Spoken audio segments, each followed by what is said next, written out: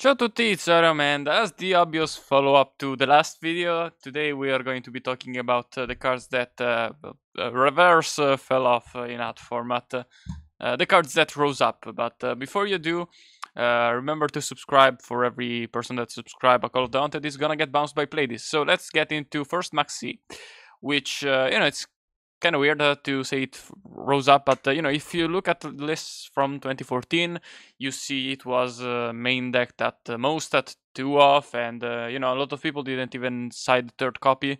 Nowadays, like in most decks, you main 3, and if you don't, you side you side however many you didn't main. It is pretty much the most played card in the format for a good reason. Um, it's just really versatile, and you do want it as insurance versus combo decks in the side deck if you're not maining it. If you are maining it, it's not really for combo decks. It's more just upstart for a control deck, really. But speaking of hand traps, we also have Diddy Crow and Cycle Reader. Diddy Crow, the main thing is like nowadays it's such a mainstay in the side deck that it's actually main decked because it's live versus pretty much everything besides Girgias. But back in the day, it wasn't even that popular in the side deck, and even if it was, most people didn't side tree, most too. But nowadays, like pretty much most decks side tree DD Crows, and if you don't side them, you just main them instead. And similar thing is with DD Crow, which at the time was mainly just played in Girgias. Nowadays, it's pretty common to see even in other decks like Artifact Traprix, Spellbooks, Bujins. Any deck that wants to side versus At, it's a pretty common siding for the deck. And speaking of sidings versus At, there's also Chalice. Now, back in the day, it was mainly just played in Sails and Infinities. If you look at the lists from 2014, the topping lists. But nowadays it's become a pretty much staple in Bujins in the main deck even, which is pretty interesting for development. And besides that, there's decks like Battle Boxers and Evil Storms, which I feel like it's a very strong option. Especially in Evil Storms, I feel like it's kind of better than the traps. Yeah, but besides that, it is decently common in the side deck. The combo decks, of course, but in any deck that really fears a moral attack effect activation, but you can deal with the body, so you don't really need the crow. Chalice does cover Sanctum too, so it is very good. We've talked about artifacts a bit for now, but let's get into artifact decks. We have Karkar-D, which back in the day wasn't that play. It saw some play, but people were really on the hands, and nowadays Karkar-D is kind of the main thing. Well, nowadays without Tortoplant around, which spoiler alert, he's probably coming back, but for the most part, while he was present, people were just playing Karkar instead of hands for the most part, aside from a couple of people. Nowadays, hands are seeing a bit more representation because Plant is gone, but yeah. It still really is limited to just Artifact Traprix, because it is quite a slow card, but it's really strong in that deck. And there's also a couple of other decks, Saber Dragons and obviously Chamber. Yeah, got another card for Artifact Traprix decks, Call of the Haunted. If you look at lists from back then, people were only really playing one. Even in like Curry Bandit Artifact Traprix decks, which aren't really a thing anymore. But people were only playing like one Call of the Haunted.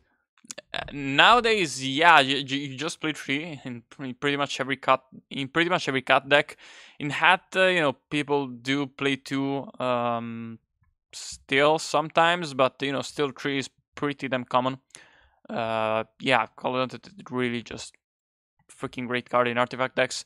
And besides that, it's seeing some playing Girgias nowadays, which is kind of interesting. And also Sylvans, the control Sylvan lists play Call of Daunted.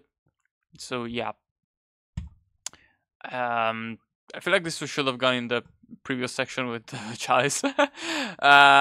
Breaker skill. People back in the day, it's here because people back in the day mainly just played one, at least in the main deck. And nowadays, it's pretty common to play multiples. In Artifact Traptrix, it's not seeing as much play anymore, at least in the main deck. Maybe one of, but gone are the days of most people maining two. But in most other decks, it's really common. There's the fact that Mermals are a lot more common nowadays, so it's a staple in Mermals for good reason. But even in Girgas, it's a lot more common nowadays. People just play 2 or 3 because it's just a great trap. In Bujis, it's a staple because artifacts. And just in general, really common card to see in the meta game, especially in the main deck. In some decks, it's a bit more of a side card, but yeah, like in Artifact Traptrix, it's nowadays it's more commonly sided because you would rather have Crow for the artifact matchup and most other matchups besides Girgas. So yeah. Next up, we have Necro Valley, which kind of just encompasses Gravekeepers, but Necro Valley, the main thing that made it rose up pretty much is people thought that the card was shit because it doesn't stop artifacts. But the fact that it doesn't stop artifact kind of goes to its advantage because you can just play it with artifacts. So yeah, see the video on artifact, Gravekeeper artifact being a great deck nowadays, and if you haven't seen it. Rivalry of Warlords. If Vanities kind of fell off, Rivalry kind of rose up. It's pretty much a side deck staple in spellbooks, and Sylvans too. It does see play in there. It is played a bit more than Vanities nowadays. Partly because spellbooks can easily play it to a certain extent, Mythic Rulers, but in a good chunk of why is kind of because you can just main deck it easier in like control Sylvans. So it's really good in those kinds of decks, and besides that, it does see main deck playing some random decks.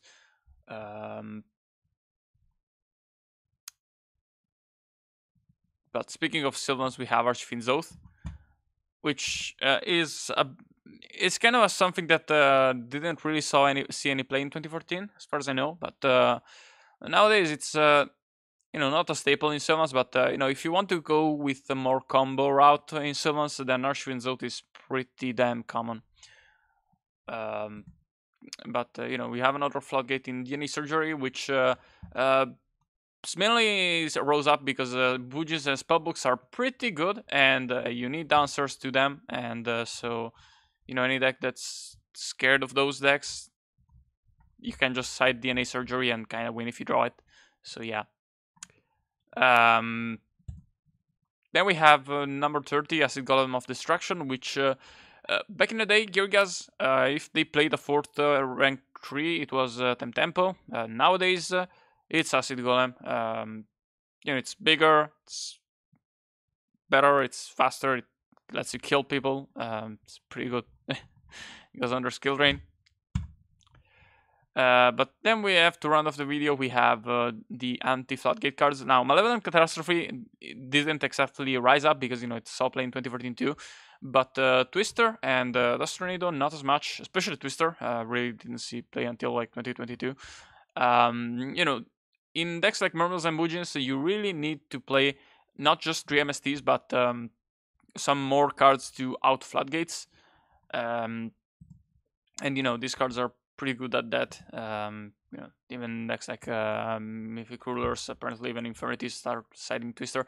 Yeah, pretty much you want to get rid of Floodgates, so you play these cards as well as the MSTs, and you kill Floodgates, and yeah, that's it. That's kind of it. Subscribe, leave a like, join the Discord, leave a comment, ring the bell, all the good shit, and goodbye.